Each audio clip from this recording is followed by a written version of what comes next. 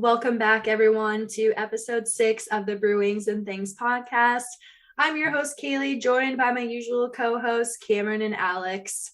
How are you guys doing today? What is up with you guys? Doing pretty good. Fantastic. Yeah, me and Cameron just watched a terrible shutout. The Bruins got shut out 4-0 by the Calgary Flames, so we've had a little bit of a rough day, but what are you going to do when they rest for 5 days and then play back to back? Let me just put that down. Yeah, Cameron's throwing in the towel already. I'm He's throwing that the fan. jersey on the ground. Hey, that goalie for Calgary played pretty good. Who is that guy? I wish the Bruins would trade for him or something. That'd be awesome. I've honestly never heard of him. Yeah. Crazy. I think he's like Darth Vader or something. Yeah. Who knows how he got that nickname. Also, number 17 on their team is pretty good too. Way better than number 17 on our team. Yeah. Milan Lucic. Yeah. The Bruins could use some of that toughness, huh? Yeah. I wish we had him as a player. Fourth line grinder. Yeah. Yeah, for sure. We have Nick Foligno. The worst 17. Who loves candy corn? Red flag. Yeah, that automatically makes him worse. Actually, speaking of that, since Thanksgiving is around the corner, did you guys see the Bruins video regarding does cranberry sauce belong on the kitchen table? I did see that. I did not see that. Well, I texted about it, right? Yeah, I just didn't see the video. They did the candy corn thing, and they asked all of them, does cranberry sauce belong on the Thanksgiving table? And pretty much everyone said yes. And Foligno walks by and he goes, nope. He's like, I got roasted so hard last time, so I'm not giving an answer, because he's been reamed for his candy corn take ever since. And I swear Pasta doesn't eat American food, because he never had candy corn and he tried and he was like, I don't like it. And then they asked him about cranberry sauce and he read the question. He goes, what does that say? And then he's walking away and he's like, I don't know. He did not even, I don't think he even knew what it was. So I don't know what this poor kid eats every day, or if he just eats Chickpea toast pasta for every meal. No, that's McKinnon.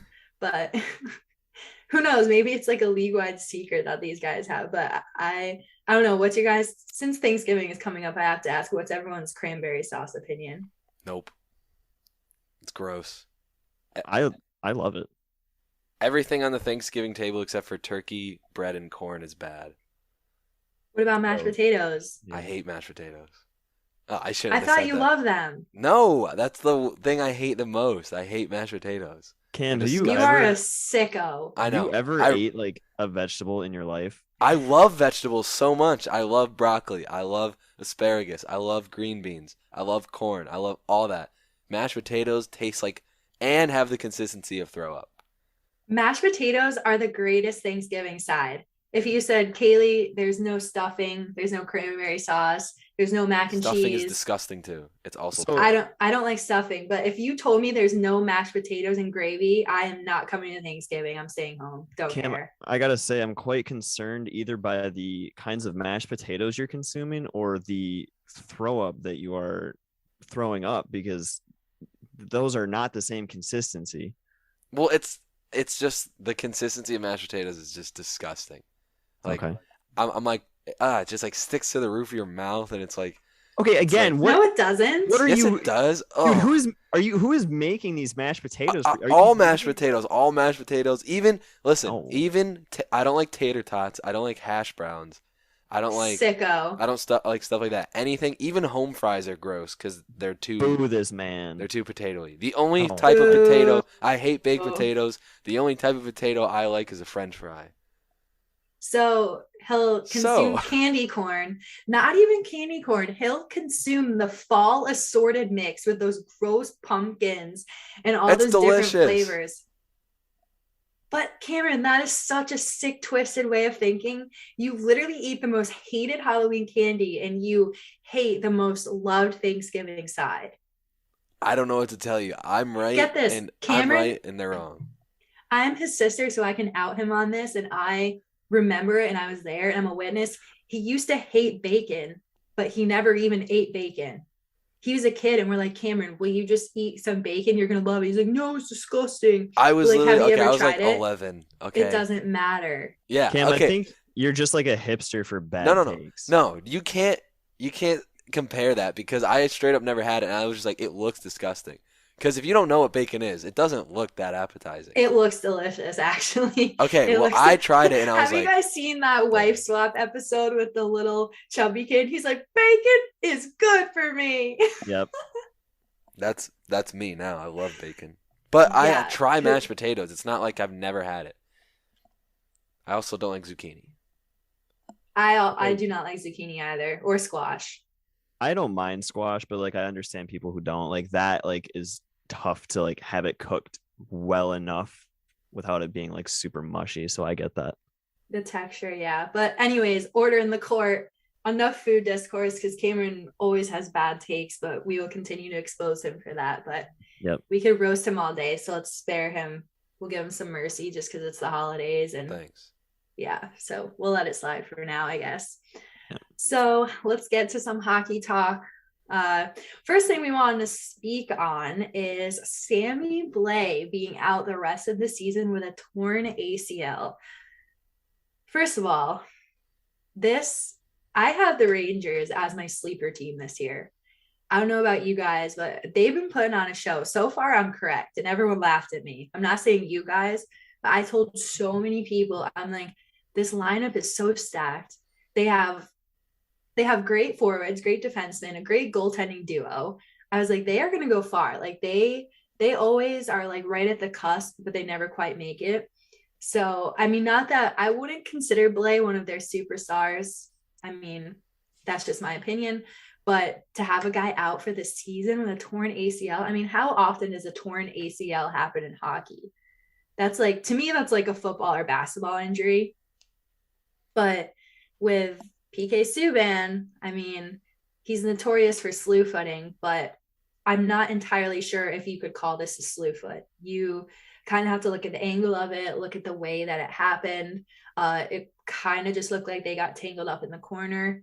Cameron, what do you think? Do you think this was a Subban slew foot? I mean, he has a history of it, but does that mean that this was a slew foot? Or do you think it was totally accidental? Blais fell awkwardly and that was that? Yeah. You know, I don't really like Sluban or Sluban, but it's like, I think we talked about this before, like in one of the first episodes, about like it not being a good play, but it's not intent.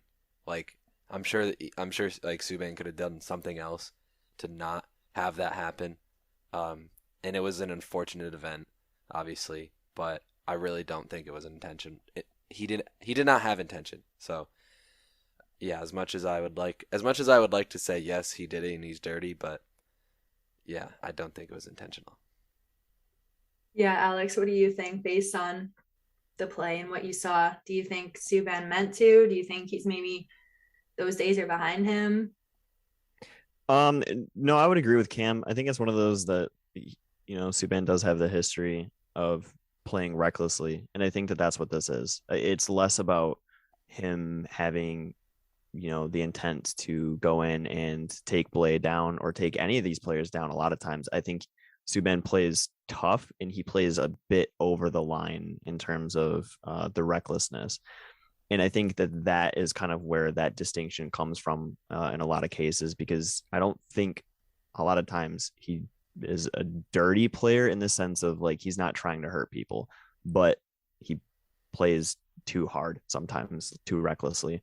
And this is just one of those situations that it worked out poorly for Sammy Blais. 100%. Yeah, and Subban has already been disciplined this year. He got fined $15,000 for tripping Trevor Zegras, and this was back on November 3rd.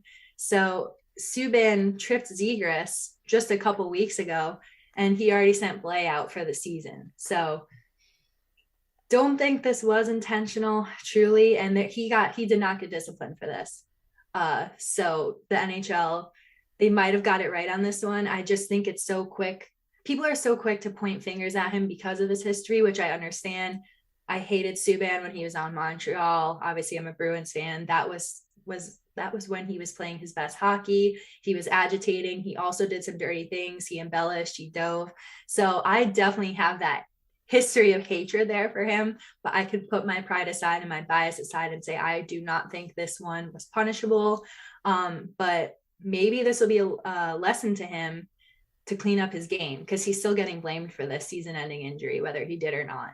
And also ex NHL referee Tim Peel tweeted about how Subban is not a dirty player. And he's like, trust me, I've repped this guy. There's nothing that's intentional about anything that he does. I'm like, dude, like a slew foot is one of the most dangerous actions you can take in a hot. Like, you can tell when someone intentionally swoops their leg out underneath another player's leg. Like, do you guys think Tim Peel should have defended him in such a way? Like, he was so adamant about this. Like, Subban's a great guy. Like, people think Tom Wilson's a great guy off the ice too. It doesn't mean on the ice he's not an absolute predator. Yeah. Yeah, I was going to bring this tweet up if you didn't say anything about it, just because this is one of those examples where, I mean, Tim Peel got cooked on Twitter for this. And they were beating his ass in the quote tweets. Yeah, they really kind of were. And I mean, I don't think that he deserved that much heat for it. It's one of those takes that it's probably pretty 50-50 in the NHL, I'd say, honestly, in terms of the people who think that way. And then the people who are like, you know, well, he does do those things on purpose. Nothing is so black and white in terms of the way that the game is played that you can't necessarily say he's trying to hurt people or he's not trying to hurt people. And I think that's where 280 characters or whatever it is isn't going to provide enough nuance to describe like your relationship to this player and the way that you've seen them play for, I don't know, it's been over 10 seasons now that Subban's been in the league, I think. So, I mean, I guess it is what it is. Yeah. I'll give him a makeup call, though, for that, Tim Peel. I'll give him a makeup call. But yikes. For those of you, that was good, Cam. I'll give it to you. You redeemed yourself after that mashed potato take. Thanks. But if any of you did not see Tim Peel's tweet, he said verbatim, I can unequivocally say that PK Subban is not a dirty player. I talked to PK and he told me this is just a bad habit that has crept into his game. I refereed him and I know him personally, and I can guarantee he is not trying to intentionally hurt any player.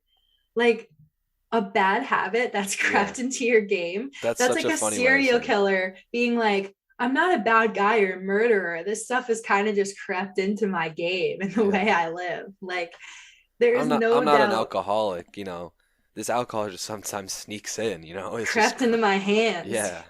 Every day. I say that about my gambling. It just crept in. As you're about to give your betting later. Yeah. But it's not a serious problem. It's just crept up. Yeah, we need to get the gambling addict hotline at the end of this. If you or someone you know, like Cam, call this hotline. I just want to see the line. I just want to see the line.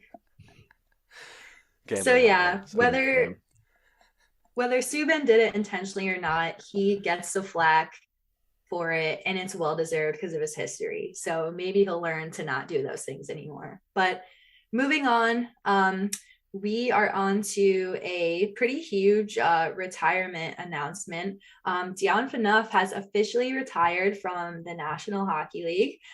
He's 36 years old, and no doubt he is an NHL legend. I would say he's most known for being on the Maple Leafs. What would you guys say? For Dion Phaneuf, would you say he's like a Leafs legend? He is a Leafs legend, I think. That's 100% what I think of him as. Yeah. Honestly, what cemented his legendary status for me is when he broke 2 panes of glass in one game in Calgary by just ripping clap bombs. One was like in the middle of the period, and then the other one was like right at the end of the period. And when it happened, you heard the entire crowd just groan. Like, why would you do that? I remember that to me, it makes him just an absolute legend. That's one of those plays where it's like, 1 in 1,000 chances. Click here. Yep. And there's a red circle somewhere on the for clickbait. Yep. Yeah, I mean, he's played 1,048 games, and he's a defenseman, and he's had 137 goals, 357 assists for 494 points. However, he is a -57. He's been on bad teams though. The plus minus is one of those things that's hard to look at. My favorite stat though is 1,345 pims. That dude took penalties. Love Yes, that. he actually, I don't know if you guys remember, but he was in it's like an iconic video and GIF, I never know how to pronounce it. Phaneuf is the one, it was when he was on the Calgary Flames. He went to fight Rutu and he slips backwards and he just totally, his feet go up from under him and like people add that like whoop sound effect to it. And he like throws off his gloves and just goes whoop. So like that is one of the most legendary FNUF moments. Like this guy had a great career and that's like the number one thing I remember about him. But yeah, he's obviously a legendary defenseman, super tough guy, like you said, with the penalty minutes. But yeah, plus minus, I know that's kind of like a controversial stat. And I know you're the analytics pro, but it's definitely not fair to judge a defenseman off that because of who he's surrounded by. At least that's what I think. Is that what you would say, that we can't really judge for enough by his overall minus stat? Yeah, absolutely. Plus minus is one of those that it's only rated 5v5. And as a defenseman, you're playing way more minutes than any forwards are. And honestly, minus 57 throughout a 1,000+ game career, that's basically zero. It like averages out to almost zero. So he's an even strength, he's an even player, and that's really all you can ask for as a defenseman. 100%. Yeah, especially like you said with the teams like the Flames, the Leafs, the Senators, and the Kings. And I do not believe he was on those teams and at any of their high points. No. He does not have a cup, correct? No.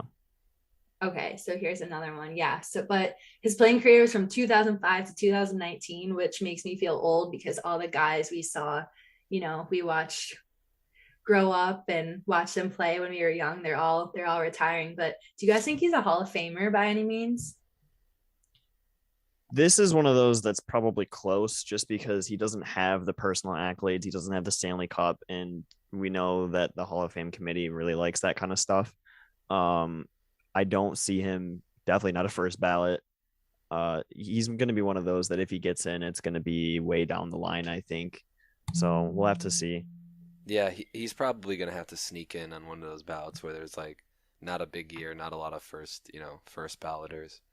I agree with you on that. Yeah, he hasn't won many awards. Not that that defines a player entirely, but like you said, they look at all those things as a whole.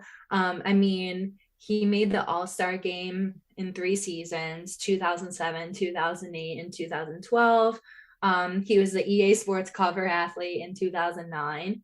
But other than that, that's why he's so bad. That's why the curse. Well, Austin Matthews has been on it twice, so it's still not the Leafs' year. The stupidest decision in video game history. They really said, let's put the same guy back to back. Yeah, because there's no other players in the league. The only worst decision was the new GTA game. the remastered GTA. Awful. Sorry. Yeah. Well, if you're gonna put a player back to back, like or twice within 3 years or whatever it is, like do McDavid. Like that's the obvious answer. If you're going to do one person multiple times within like a 5 to 8 year span, it has to be McDavid. There's no other answer. There's nobody else that like embodies like how dynamic the NHL is getting like McDavid. Yeah, McDavid is so marketable and he is the guy that's drawing eyes to hockey, modern day Wayne Gretzky. He's a human cheat code. He's a human highlight reel. He's everything. And to put Austin Matthews, like, why? Just why? Like, it's not like if the Leafs finally won the cup last year, I would say go for it. This franchise has been in the gutter since the 60s. Put him on there twice. Let this be their victory, the Stanley Cup, and then put Matthews on there again because he helped lead his team to a cup. But all bias aside, I genuinely thought it should have been Pasternak in his reverse retro with the sunglasses and the beanie from the Lake Tahoe game. I was like, you guys missed this golden opportunity to put this man's swagged out drip on the cover. But then Bruins fans were like, no, we don't want the curse. I'm like, well, it's essentially he's cursed anyway now. He's not doing too good, so.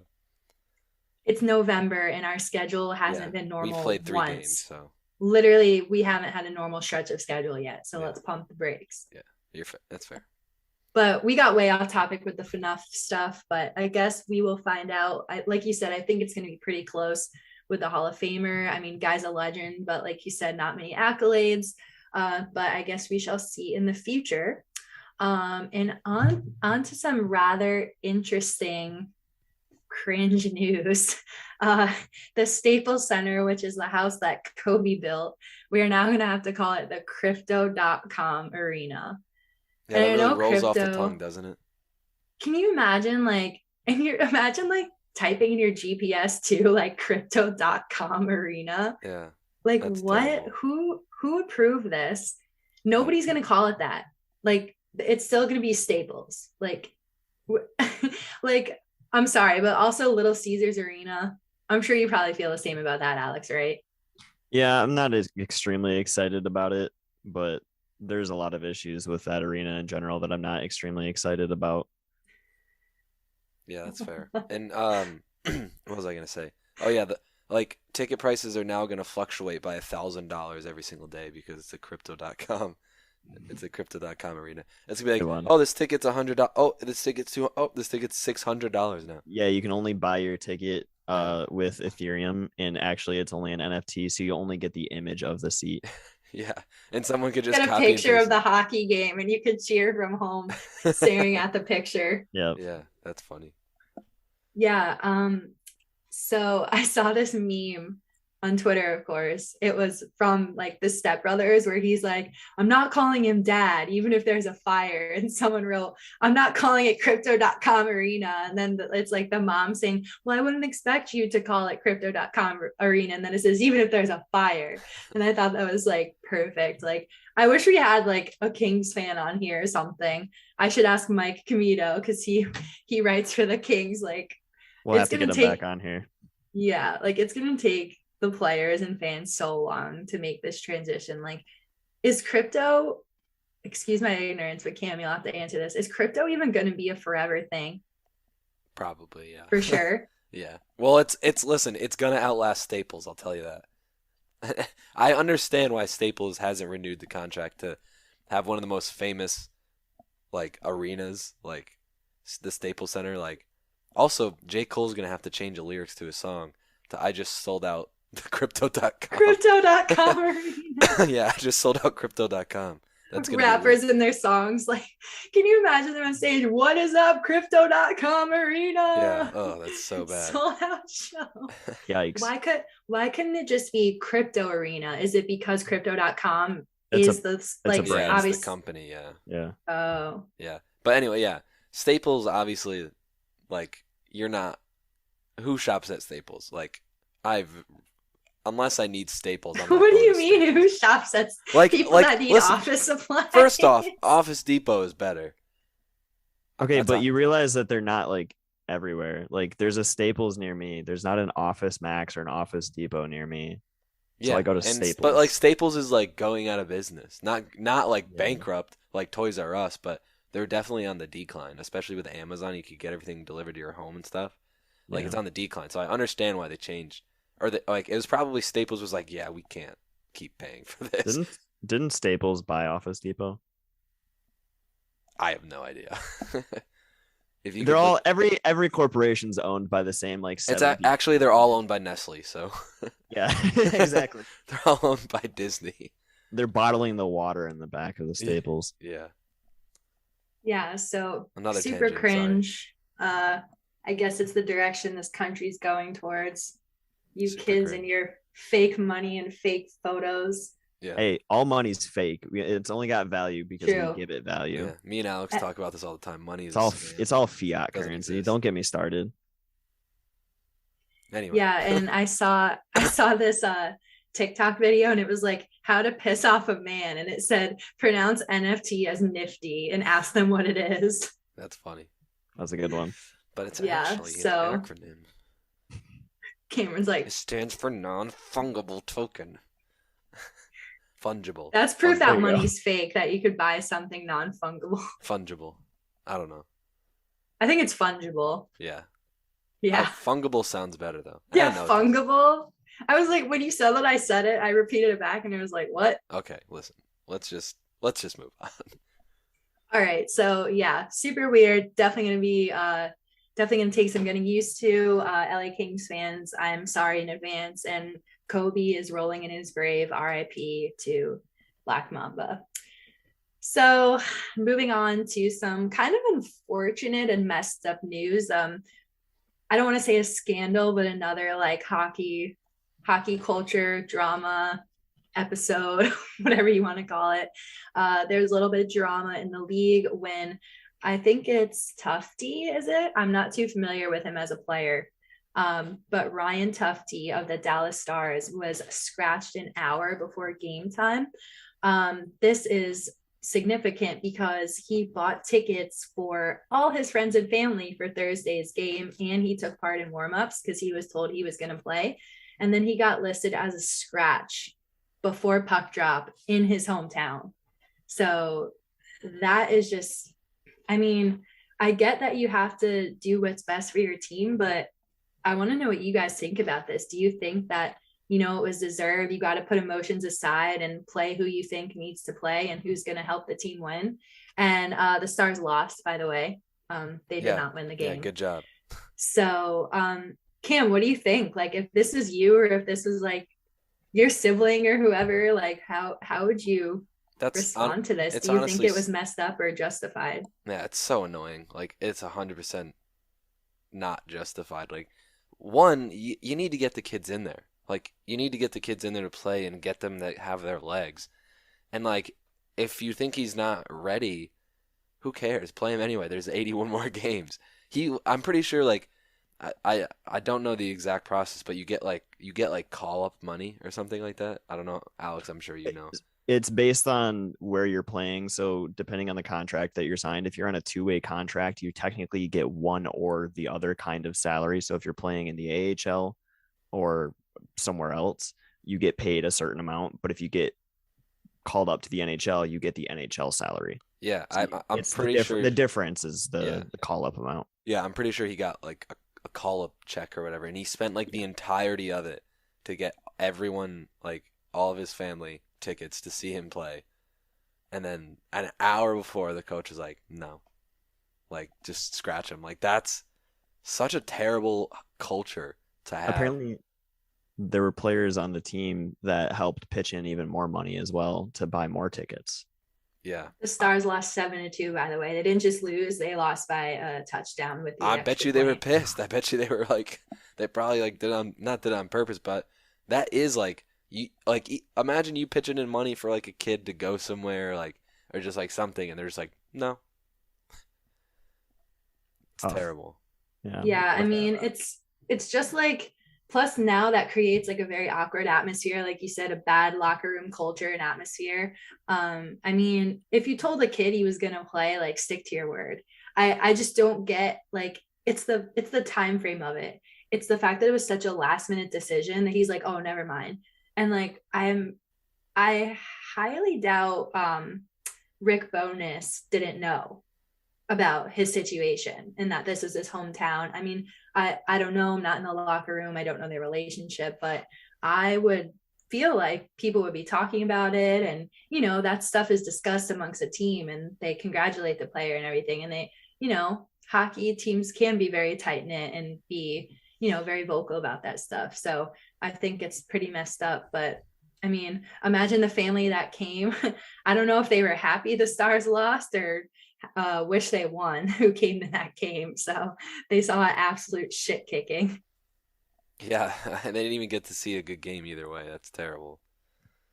You know, the thing is, this isn't the first instance of something like this happening either. This is just one of those things that, like, it just continues to happen in the NHL. It actually happened with the Red Wings a couple of years ago. One of their prospects, Dennis Cholowski, who's a defenseman, he was actually the one who was taken by Seattle in the expansion draft. He now plays for Washington. It's a whole thing. His development scheme has been like pretty bad, but he got scratched going home to his hometown. He's from near Vancouver, and it was going to be his first game playing in Vancouver. The exact same thing happened. A whole bunch of his family was going to come out and see him play and stuff. Then he was a healthy scratch. Also, he got scratched at home on his bobblehead night. Oh my God. They were playing the Senators, and he was a healthy scratch on the night where the arena was giving away his bobblehead. They did him dirty. Yeah. It's Wow. really sad to see. And how are the Red Wings doing? Well, as opposed to this year, not, they're nasty this year, but Don't slander my baby Lucas Raymond. They're okay this year. Yeah, they're doing quite all right. They're nasty. No, this year, the Wings are confirmed nasty. It's too late. You can't take it back. It's not up for discussion. It's not. And I also got a confirmation that the Ducks are nasty. So we got a couple. We finally heard back about that one. Yes. How about the Islanders losing on their first night at their new arena? Yeah. Yeah, pretty tough too. Wasn't it like a 5-2 loss? Yeah, it was. It was by quite a few here. Talk about a nice arena. It makes me actually want to go to see an Islanders game. I remember I went to where did we go, Kaylee? We went to Nassau, and that was the Coliseum. That was such a bad experience being in that arena. It sucked. They lost 5-2 to Calgary. Wow, there you go. Calgary's nasty. Yeah. I don't know who that is, but. Oh yeah, sorry. Didn't mean to hurt you on that one. Yeah, a little too soon. Yeah, I will give it to their fans though. I don't know if you guys saw, but they all sang the national anthem in unison last night to kind of christen the new arena. So I thought that was pretty cool. So it always gives me chills when everyone joins in together. So that was probably the coolest part of their night, honestly. So, but yeah, Nassau, the Coliseum had to go. Cam, we had glass seats and we were still like 4 feet from the glass. Yeah, we were straight up social distance from the glass, 6 feet away. Yeah, and we had there glass was like an seats. area, like that people could walk, and they were like walking in front of us the entire game. It was horrible. It was basically like an aisle between the glass and the first row. We were straight up, glass front seats. row glass seats right behind the goalie, but like at least 6 feet away. That's not fun. Yeah. Luckily, the Bruins won. I do remember they won. Yeah, I remember that was the game with the infamous Tyler Sagan sign with those 2 girls holding it. That was the game. We were there. We were literally just out of the shot of that photo. I kid you not. If they were like 2 feet to the right, me and Cam would have been in that shot with the girls holding that sign. Yeah. That's insane. Yeah. Right, Cam? Yeah. Was that? I think so. Yeah, that was it because it was at the Coliseum. Yeah. And everyone, they photoshopped that sign, and I'm like, guys, I was at that game. It did not say that. So yeah, that was legendary moment in Bruins history. So let's move on. So the New Jersey Devils, they had their alternate jersey leaked, and I'm already laughing because what is this? What are those? It's the worst thing I think I've ever seen. It's the mashed potatoes of jerseys. Oh my god, it's a freaking candy corn of jerseys. Graphic design is my passion. Yes, Alex. I was trying to think of something that correlated with it, and that's literally what it is. The fact that it just says jersey on it. And everyone was making memes with like hockey pants and running pants on it and the skates and like jersey pants, skates. I said to Alex that it was like when you create a team in NHL like 20 or NHL 21, like the first thing, like when you're making your custom team, it just says jersey on the front of it. Yeah, I don't know what they were thinking. I know a few Devils fans, and they were hoping for. They're like, when we asked for black jersey, this is not what we wanted. They wanted like the blackout jersey with like just like the red as is, but they wanted just a black themed jersey, which I think would have been really cool. Honestly, if they took away those stripes on the shoulders and they had it say New Jersey in cursive and then kept the stripes on the arms, I think it would look pretty cool, and maybe add some red accents to it. Damn, they should hire us, guys. But, well, me. But. Well, Alex, yeah, you could say it. Their striping was just very inconsistent. Like they had whatever thickness striping up here. Then they had on the arms, they had 5 stripes, but they were like 3 different sizes. Then they had like weird inconsistent striping like around the waistband and stuff. They didn't have any red besides the little bit that was in the cursive. They have no semblance to like the Devils aspect. Like they could have like turned the Y, like the tail of the Y into like the Devil's tail and stuff. Like there's some very small things that they could have done to make this thing significantly better. And they were just like, no, thanks. Yeah. It's like when your essay is due at midnight and you started at like 11:58 p.m. They were like, they did not understand the assignment. They were like, rough draft. Oh, I don't have any more time. I'm submitting it. Here you go. I'm not even going to give them that much credit. They had time. This is one of those where they volunteered to make a third jersey. It was just bad. It's not like last year with the reverse retros where like every team had to have a jersey. And like that's like I'll say like the Red Wings, like their reverse retro jersey was awful. It looks like a practice jersey. But I think they were like, you guys got cooked for that. Yeah, we did, and deservedly so. But I think it's like they wanted to have a jersey that was like the least offensive to the fan base, because like the fan base was going to be mad no matter what they did if they changed like the winged wheel. Like it's just one of those things. Like there are too many Red Wings purists when it comes to the logo and their jerseys, and this was just like a whiff. This was like they gave an actual attempt and they just whiffed. I actually have a good analogy for it. It is the Nissan Juke of jerseys. Because ugliest car ever. Literally anytime I'm driving and I see a Nissan Juke, I flip it off every single time I'm driving. It makes you physically angry. It makes me actually upset because there is like this had to go through so many people. This and the Nissan Juke, they had to go through so many people. Yep, that looks good. Let's send it on to the next guy. Yep, that looks good. Let's send it on to the next guy. Yep, and that had to happen for at least like 50 people. And you still came up with this disgusting result.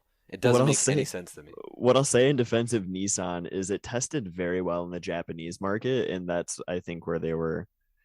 Oh yeah, no, those jerseys are great. Like that's what it should have been. Yeah, sexy. Those are what I actually want. Is if you look up the 75th anniversary jerseys, or if you just type in Red Wings barber pole, I wanted the inverse of those.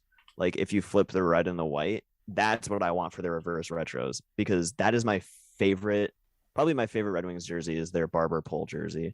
And wait, the one with the D? No, actually it just says Detroit, but it's like barber pole. Oh yeah. It was Yep. So I wanted that like reversed, like have the red be the white and the white be the red. So those of you playing at home, if you type in Red Wings barber pole jersey, that's what I'm talking about. So I wanted that. Lots of trash jersey designs. I really don't know what these designers are thinking, but yeah, it's so ugly. I don't understand, like you said, Cam, how does it not get rejected by at least a couple people? Like maybe we should have an alternate backup to this, because it's not really giving anything. How do they not do like a fan submission thing? Like why do teams not do this? There are AHL teams and like ECHL teams that do this, and they come up with incredible stuff. There are very talented people who are actually good at graphic design that are fans of these teams. They should probably listen to them once in a while. Yeah. That's the thing about the NHL. Like they really do need to expand their culture, expand their horizons. Like there are talented people on social media, Twitter, Reddit, Instagram, whatever, who do amazing artwork, amazing graphic design, like you said, Photoshop. They'll create just this mind-blowing like concept jersey. And everyone is like, I love this. And do you think they'll listen to the fans or put in, like you said, a contest or submissions and fans can vote? Because the fans enjoying it are how you're going to make, or is how you are going to make your money. No New Jersey fan that I know of likes this. Not a single. There was so much discourse over it, negative discourse.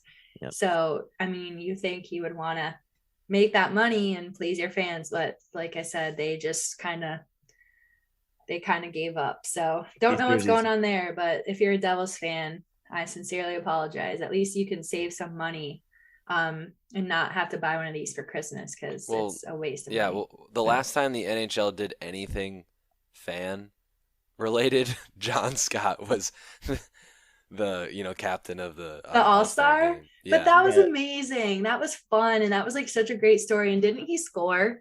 Yeah, he scored the go-ahead goal or the game-winning goal. Yeah, he scored like 2 goals in one game. And he was the MVP too. Come on, that was fun. Like they need to do more stuff like that. No, Like it's it was hilarious cool, when but like to them, they're like, we're never doing this again. Like They tried to probably. shut that down. They tried to not have it happen in the first place. Yeah. He was like, John Scott's like, he was supposed to come be, on, he was gonna man. be the captain of the Central Division, and he was like in the AHL technically. He was playing for, I think it was Tucson, like the Roadrunners. Yeah, And he they got cut. He got sent he got down. he got traded. He got Oh. traded to a different division, so he couldn't be the captain for that division. He got traded to, I think, the Canadians, to Laval. And they were like, oh, guess he's not in this division anymore. He can't be the captain. And everybody was like, no, why would you do that? And they let it happen anyway because it was going to be awful PR. Yeah. Crazy. Yeah. The no fun league, but no having fun league. I don't know. I saw someone on Twitter do like when the whole Blackhawks thing went down, they did NHL and they made an edit and they wrote no humanity league. Yep. It's not bad. Sums it up. So moving on to our segments, I do have a little bit of hockey history for you guys today. So on this day in 2006, Jaromir Jagr scored his 602nd career goal to pass Jari Kurri to become the NHL's all-time leading European goal scorer. So talk about Hall of Fame. I feel like this guy's next up. I know we've had a lot of Hall of Fame discussions, but you guys think he's next in that line? No, because he won't stop playing. Yeah, he's never going to quit. He's actually going to play until he's like 85, and then he'll like, it'll be like 2050 before he's inducted at this rate. Yeah, it's going to be a posthumously inducted. Posthumous? Yep. I think you and I have had this conversation before. Yeah, but it's okay. We're not gonna get it. It's hot cocoa. Yeah. Okay. Man. So Jagr is absolute beast. Like you said, definitely a Hall of Fame candidate if he ever stops. Probably not. But fun fact, he played David Krejci in the Czech League today, and Krejci's team won. So interesting fact. And they did a segment during the Stanley Cup final for the Bruins. I think it was the 2013 one. And they asked Krejci, I'm sure you guys have seen it. They say, Krejci, who is your favorite player? And he's like, hi, I'm David Krejci. And growing up, my favorite player was Jaromir Jagr. And then Jagr says, hi, I'm Jaromir Jagr. And my favorite player growing up was Jaromir Jagr. Yeah. Just a beauty. Love him. You can't hate the guy. He's a boss. So we're moving on to Cam. What do you have for betting this week? Yeah, well, first I have to say, Alex, love you, my guy. I'm very upset. I am Cam Stradamus, and I would predict things perfectly. Apparently, I literally was like, what did I say? That was like the Red Wings were going to score first. And then in about 5 minutes left in the period, in the third period, they're gonna blow their lead and they're gonna lose, and that's exactly what happened. Like to a T. What do they lose? They 4 minutes and 47 seconds left in the game. I was off by 13 Zach Werenski seconds. Scored. I was off by 13 seconds. That's not bad. So, not advice, but so because I'm on a roll with this team scoring first thing, I'm gonna actually go to the Ducks and the Predators game because the Ducks are nasty. And just based on that, and it's how it's not up for discussion that the Ducks are nasty, they will score first. That is my prediction for this week. They are definitely going to score first. And I believe they're they're actually plus 105 to score first. So they're the underdog technically. So yeah, if you bet $10, you'll get $10.50. But I would definitely do that. They have high scoring players, and Nashville is kind of shaky. Anaheim scores, I think they're 8th in the league in scoring right now, like just goals per game. So look at them to score first in this game on Monday. And Troy Terry is on a 15, 16? At least 16. It might be 17 now. Yeah. He is at he's trying to go for 16. There you go. I had to see if it was 15 or 16 because I can't keep track because he doesn't stop. So yeah, if he scores in this game, it'll be a 16 game point streak. So look out for that. My prediction: Terry scores first. Let me think of a time. They're gonna score 11 minutes into the first period, so with 9 minutes left. Can you name one other person that's going to be on that box score with him? Like the assist? Yeah. No. Okay. That's too far. Okay. Getzlaff and Zegras. Listen, even Magic has its limits. So what are we saying? Cam, what about John Gibson? Do you think he'll score? Honestly, that he might have an assist. If I was gonna say Gibson, but I was like, no, I don't wanna put that out there. That would be too crazy if that actually happened. Yeah, we'd have to shut this whole thing down and make this the gambling thing a professional thing if that's the case. Yeah, we'd have to move to Vegas. Not that we advocate for that here. No. Is that all we have for betting, Cam? Yes, that's all I have. All right, Alex, take us away. Finish us out with some analytics. Well, I have to start with the obligatory Calder race standings, where we're looking with that only because that's the only thing that brings me happiness in life anymore. And Lucas Raymond is still kind of leading the charge. He's got 19 points in 20 games. The kid is electric. Following up right behind him is Moritz Seider with 13 points in 20 games. Behind him is Dawson Mercer with 12 in 16, and then Zegras at 10 and 16. Now, what I want to ask you guys, you've got two Red Wings players that are 1 and 2 right now. Lucas Raymond is leading in goals, assists, and points, but Moritz Seider is doing what he's doing, 13 points in 20 games as a defenseman, getting first line minutes, first power play quarterback, but he's also being paired with Danny DeKeyser, who is an anchor. This guy should not be in the league, let alone first pairing minutes with Moritz Seider. So my question to you is, based on the way that they're trending right now, at the end of the year, if they keep with these point totals, you'll see Raymond get 78 points in 82 games, Moritz Seider get 53 points in 82 games. If that's how it shakes out, if you're looking at 75 points and 50 points, who in that respect do you think is more deserving of the Calder? A forward who's playing top line minutes, who scores 75 points, or a defenseman who is only just a year older, playing top line minutes and gets 50 points? Seider. That's so much more impressive, but how often does a defenseman win the Calder? Cale Makar won it last. Yep. And then Which was when? 2019 to 20. Oh, okay. For some reason I was thinking it was a really long time ago. And then Aaron Ekblad in 2014 and 15. Yep. And then Tyler Myers in 2009, 2010. And then Barrett Jackson. So every few years. So it's like every 6 years. Yeah, there's only been 4 in the past 15 years. It's not very common. So I would say, we're not due yet for it because we just had Makar. It doesn't matter if we're due. I got to go with Seider. That's, like he said, that's impressive. With Danny DeKeyser, are you kidding me? Yeah, I don't know if the NHL is going to look at it listen, I love Danny. I love Danny DeKeyser. Don't get me wrong. The dude himself is a phenomenal person, great character, does a lot for the area in Detroit and stuff like that. But I mean, the dude had so many injuries and surgeries. He's not playing the way that he should have been. There was an article I saw back in, 2013 or 14 when he was signed as an undrafted free agent out of Western Michigan University. And they were comparing him to Lidstrom. And I don't like that. Don't ever do that. Sorry.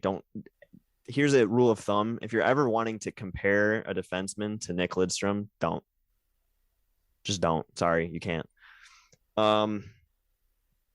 Yeah, I think it's close. I think it's one of those that could we see the Calder get split in voting between the two? I mean, that's if it shakes out this way, if everything stays the way it is, it's going to be really, really close, really interesting race. So who do you guys think is going to end up third in that that voting because we already know who 1 and 2 are going to be. We just don't know the order yet. You've got Dawson Mercer, Trevor Zegras. You've got goalies. Some goalies are doing pretty well. Dan Vladar. I would say Zegras. He's going to turn it on. Who? Zegras. My original picks, this did not age well, but I said I could not pick between Zegras and Caulfield. Yeah. I think those are my picks preseason. Yeah. But I'm just going to stick with my gut and say Zegras is next, number 3. I believe it. So aside from that, Leon Draisaitl still doing Leon Draisaitl things. Connor McDavid still doing Connor McDavid things. A guy who's right at the top of the goals above expected that you might not think of, Chris Kreider. Kaylee, you were alluding to this earlier. The Rangers having some pretty good players on their team right now. Chris Kreider's doing his thing. He's scoring above where you would want him to if you're looking for a good player right now.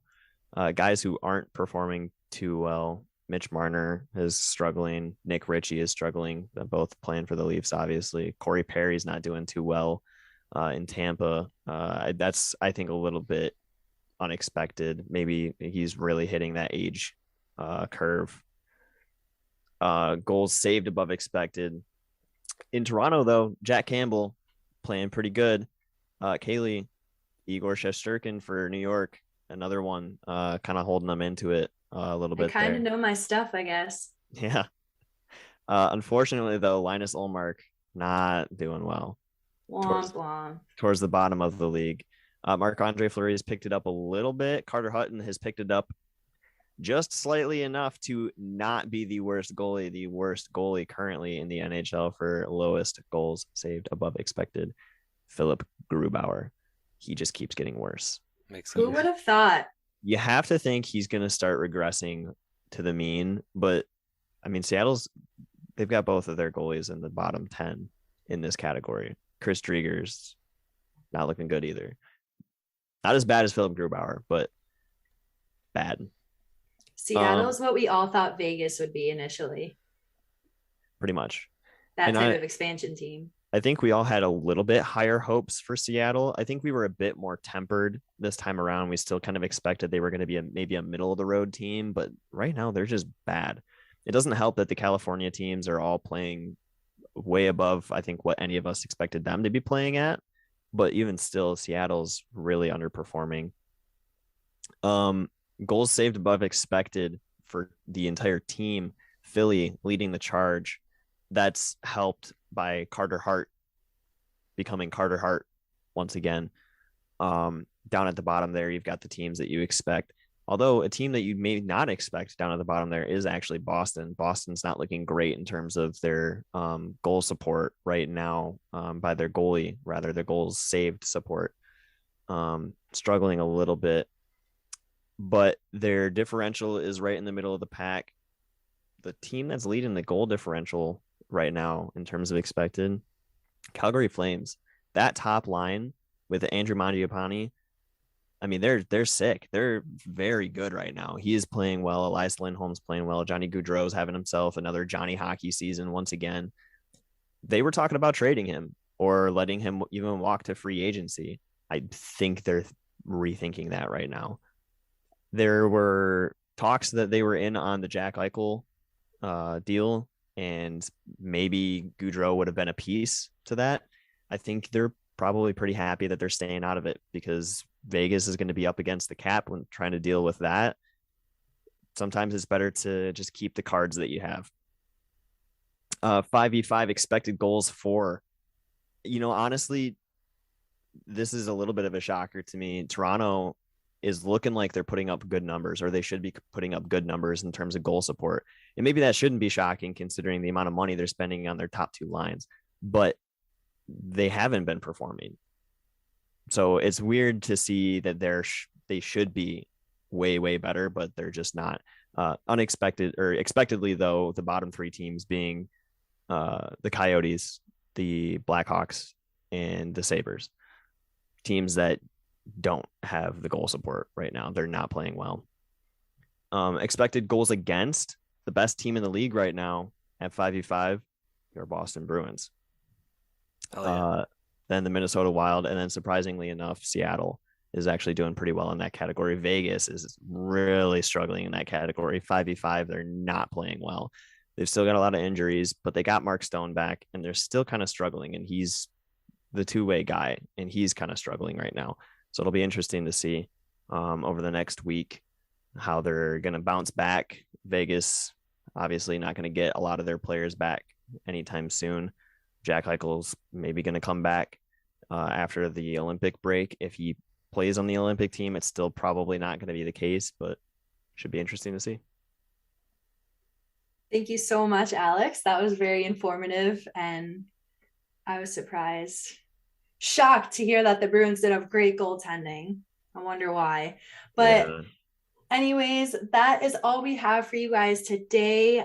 Just so everyone is aware, we will not be having an episode next week.